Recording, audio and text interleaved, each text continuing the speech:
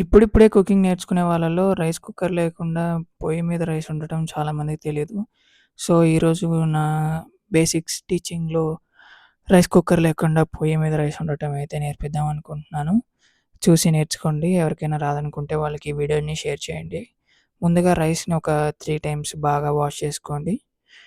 బాగా వాష్ చేసుకునేటప్పుడు రైస్‌ని గట్టిగా నలిపేయటం, పిసికేయటం లాంటివి చేయొద్దు. అప్పుడు రైస్ చిన్న చిన్న ముక్కలైపోతుంది.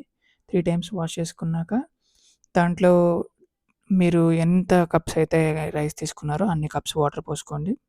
అన్ని కప్స్ వాటర్ పోసుకున్న తర్వాత రైస్‌కి ఒక కొలతుంటుంది. ఇది చాలామందికి ఈ పాటికి తెలిసే ఉంటుంది.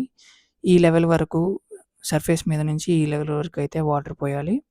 ఆ లెవెల్ వరకు వాటర్ వచ్చాయనుకున్న తర్వాత మనం స్టవ్ ఆన్ చేసుకొని హై ఫ్లేమ్‌లో పెట్టుకున్నా ఏం కాదు. హై ఫ్లేమ్‌లో పెట్టుకొని ఉడికేదాకా వదిలేయండి. ఉడకటం అంటే బబుల్స్ రావటం కాదు. మనం ఒకసారి ఊది చూసుకుంటే మనకి ఆ బబుల్స్ అనేవి ఆ వాటర్ అనేది దాదాపు రైస్ లేయర్ వరకు వచ్చేసుండాలి. రైస్ లేయర్ కంటే ఎక్కువ వాటర్ ఉంటే అది ఉడుకు పట్టినట్టు కాదు.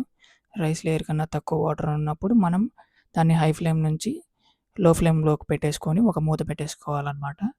మూత పెట్టేసుకొని ఒక 10-15 మినిట్స్ అలా వదిలేస్తే రైస్ అనేది కంప్లీట్‌గా కుక్ అవుతుంది. కంప్లీట్‌గా కుక్ అయిందో లేదో ఇలా ఒక గరిటె లాంగ్ గరిటె తీసుకొని అడుగు దాకా టచ్ చేసిన తర్వాత మనం చేత్తో ఇలానే చూస్తే చేతికి ఏమి గ్రీజ్ లేదా జిగురుగా రాకూడదు. అప్పుడు ఉడికినట్టు.